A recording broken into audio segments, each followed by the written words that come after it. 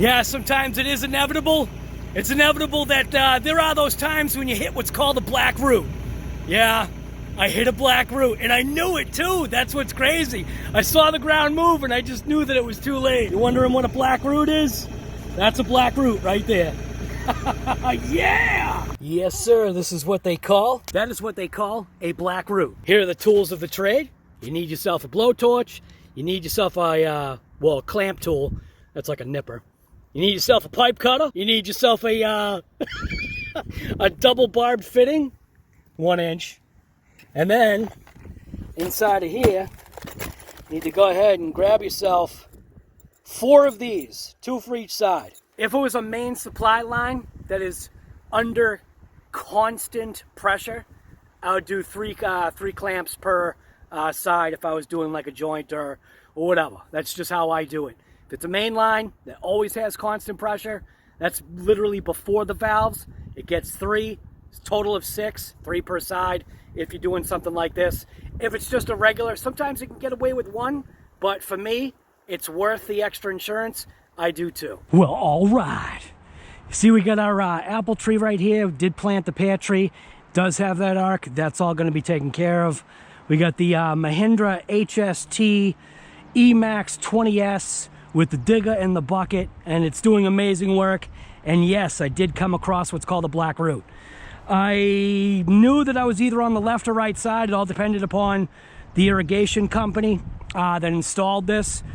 I was hoping that the line, because there was an arc, I was hoping that the line was actually on the outside, but the line ended up being on the inside. I went easy, but as soon as I nailed that black root, yeah, it is what it is. So what I'm going to do is I'm going to show you how I do these black roots. Like I was saying, tools for the trade. I already said it. What's great is my ground here has amazing drainage. So step 1 is obviously clean the outside of the pipe.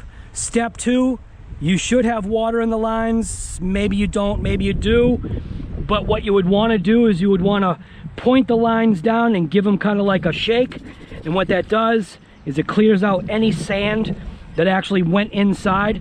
I want to do it both on the feed, which this technically is the feed, and that's technically the line that's receiving the receiving end of the feed. This pipe is actually arced this way, so fortunately when I cut the pipe, I'm gonna only have just a small amount of like joint. So you need these cutters right here. These are a pipe cutter. These are Dawn. I usually use my I got a different cutter, but you need these cutters. You need these cutters as well, which these also install clamps and cut tile. If this was a main line, I'd be using 3 per side for a total of 6. You do 3 on one side, 3 on the other. First thing I'm going to do is I'm going to go ahead and I'm going to slide on 2 and 2. This is not a main line, this is just a feed. You can get away with 1 clamp, but this is just the way that I do it. So yeah, this is just the way I do it. So let's see. You're also going to need a double barbed fitting to go in between.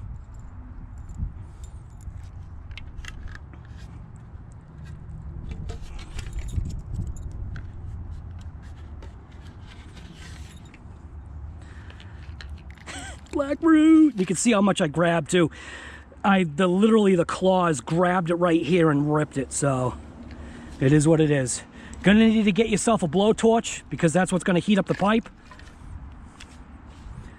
I'm gonna go ahead and I'm gonna cut back the pipe just the slightest bit.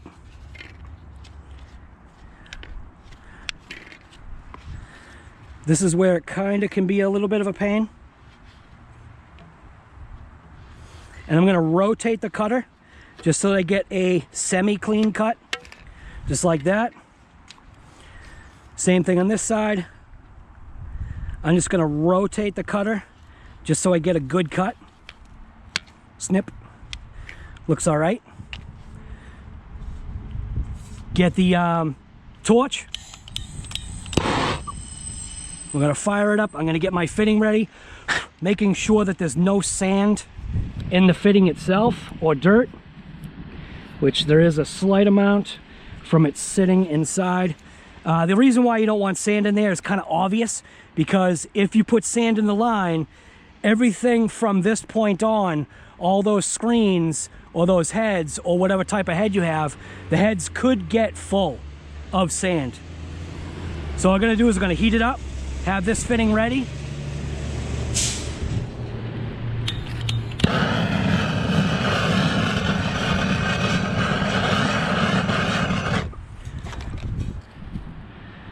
Go ahead and stick in that side. I am going to go ahead and just do it one by one, just so I can show you how this works. Wiggle that up.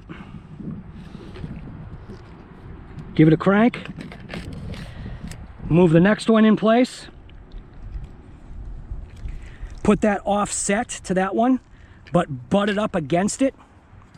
Now I'm going to heat this side.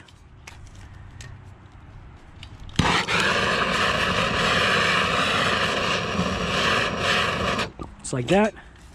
Move them out, put them in, slide the clamp over,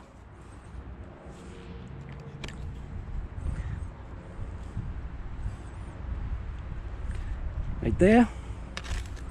Move that clamp in place. There, just like that. That's what it should look like. Basically that's as much of a break that I had, I guess you could say. Now we're going to go ahead and leave this alone.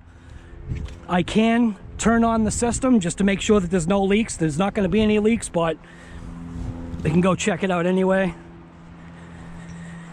Pretty sure I remember what zone that is. That's just the way it goes, man. Sometimes you do come across those black roots. It is what it is. It's no big deal. Don't freak out. Just have the tools on hand to fix it. You can fix your own black root issue. Oh, man. What a hack. All right. This is my valve box, and I am going to go after zone 1, 2. I believe that is zone 3. Let's see.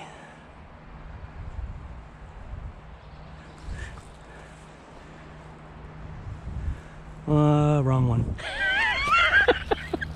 Never mind. Zone 2.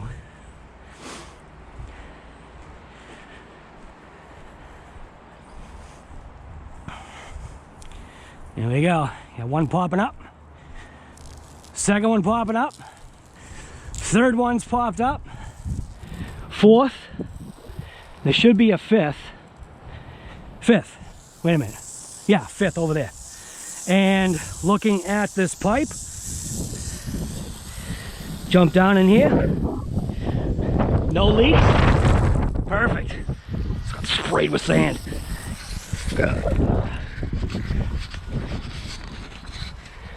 So anyways, there's your little black root irrigation fix from RC Guy Garage.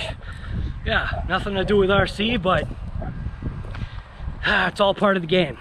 Got to remove those trees so I can like finish doing some of that back track.